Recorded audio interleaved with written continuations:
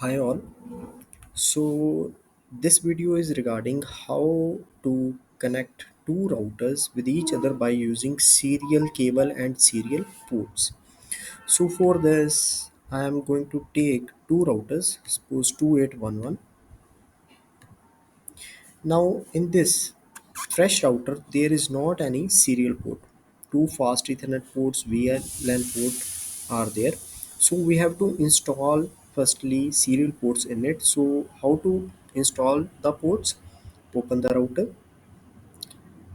physical tab, by default it is opened. Here turn off the router. Now find the module which is related to serial. So NM-4A by S, it is a module which is related to serial ports. Just check this image, four serial ports are there in this module.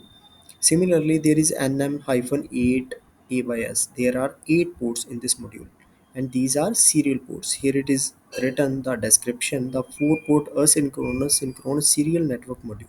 So we have to use this 4 or 8. Suppose I am using 4 and I drag and drop here.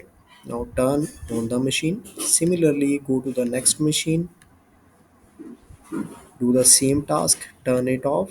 Now using NM4 A by S, turn it on.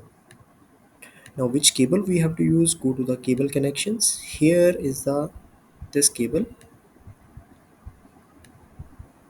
serial cable with clock sign.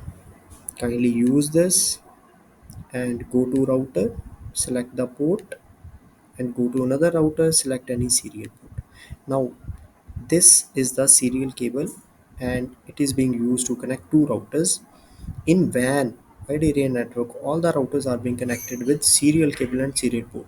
They are not connected with Ethernet cables. Okay, so clock sign appears on only one side of the router, means from where we have initiated the connection, that side clock sign appears, and it means we have to give clock rate only on single router where this clock sign appears on this router, first router. We don't have to give the clock rate on the second router. So in this way you can connect the routers by using serial cable and serial port.